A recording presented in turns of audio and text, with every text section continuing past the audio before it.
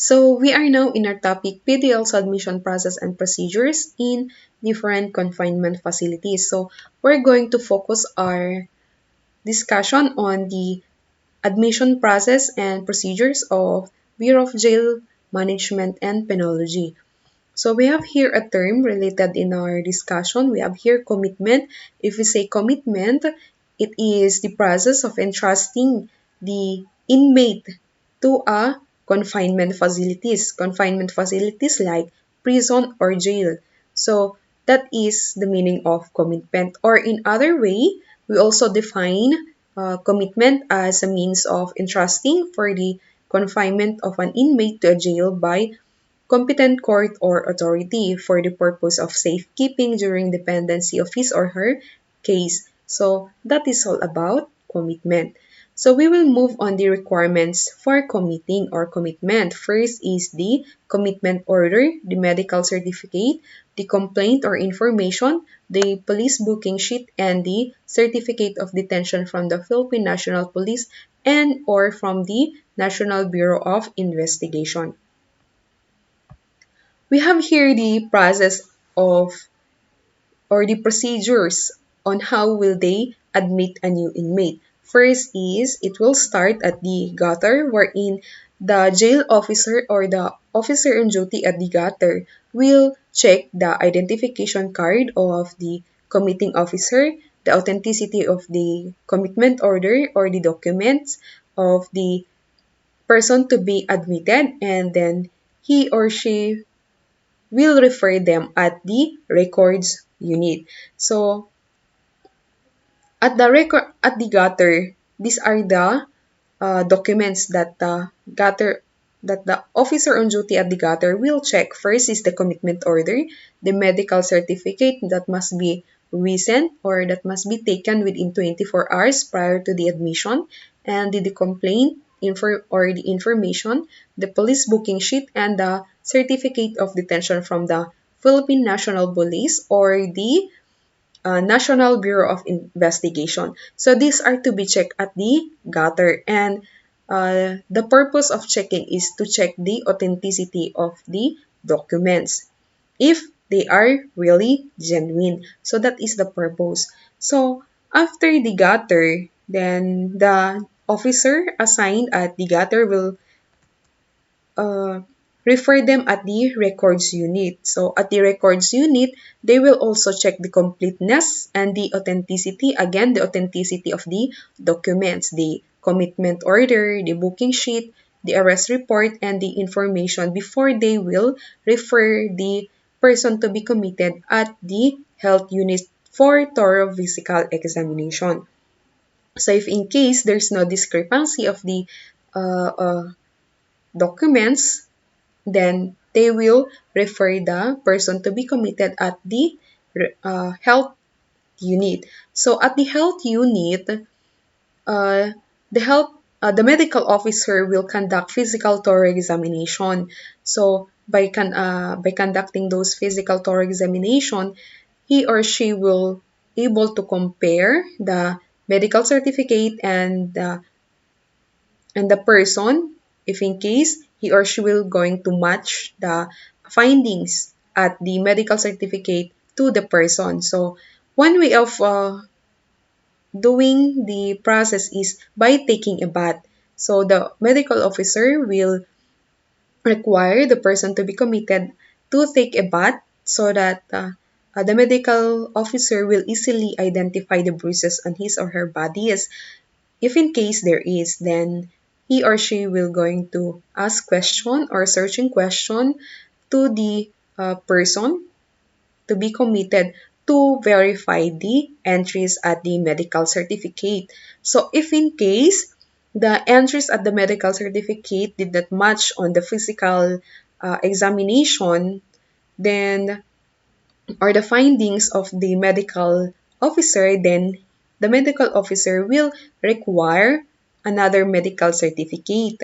So if in case within 24 hours, then the commitment officer and the person to be committed was not able to return at the health unit, then the medical officer or the nurse of the health unit will inform the court who convicted the person to be committed the reason of deferment. Then, if in case another instances wherein during the process of admission, the manpower of the health unit, since they also lack manpower sometimes because they have a lot of tasks to finish, then if in case there's no medical officer or nurse available during the admission process, then the medical personnel or the staff at the health unit will refer the person to be committed to the nearest government hospital to conduct thorough physical examination and to verify entries at the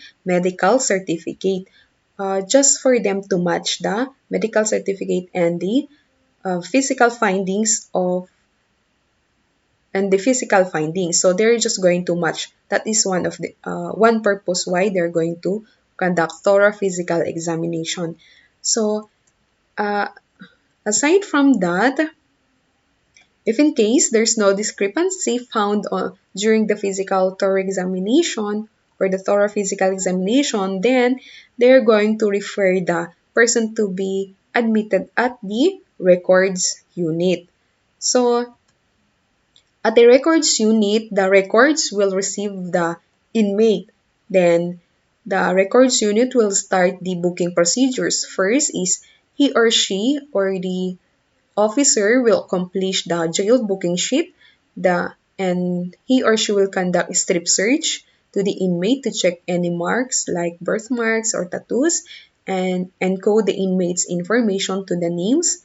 And he or she will take the fingerprint and photograph also the inmate. Then he or she also will get the names or the authorized visitors of the inmate. And from the records unit, aside from that pala, they will also appraise the inmate in a dialect that he or she understand. Then another is they're going to facilitate the signing of detainees manifestation, and all those information will be stored at the carpeta of the inmate. So from the records unit will refer the PDL at the property custodian. The main task of the property custodian is to check the inmate thoroughly, no? So the property custodian will check the inmate's belongings, the properties. He or she will account the properties and safe keep them if in case during the time of visitation then of the authorized visitor of the inmate, then the property custodian will turn over the uh, properties of the inmate. And if in case there are also contrabands, then the property custodian will confiscate the contrabands. And if in case the inmate has that contraband, really then the inmate will be treated accordance with the existing policies and procedures of the Bureau. So that is one purpose of why they're going to check the inmate thoroughly. Oh, so yun, those are the cash and the properties. Then, then from the property custodian officer will refer the inmate to the desk officer. So at the desk officer will book the newly committed inmate in the jail bladder, and the desk officer will assign the inmate to a reception area. Then the desk officer will inform also the schedule for orientation regarding the rules and regulation of the jail. Then the inmate also will undergo risk assessment and classification and another medical evaluation also before letting the inmate join the general prison, no? So that is the process to be undergone by the person to be committed. So this is the procedure of the Bureau of Jail Management and Penology. And anyway, on the part of the orientation, it will be done by the officer of the day if in case the warden is not available or the assistant warden is not available.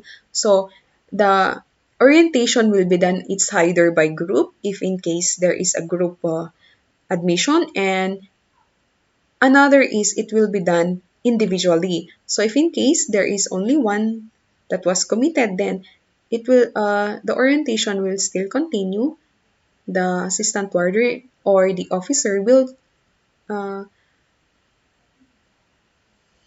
orient the inmate regarding the rules and regulation of the jail. So that is the process of the Bureau of Jail Management and Penology regarding the admission process in their bureau. So if in case you have any question, feel free to ask through our messenger or our group chat or through our chat box in our Facebook group. So that's all, and thank you. Have a good day.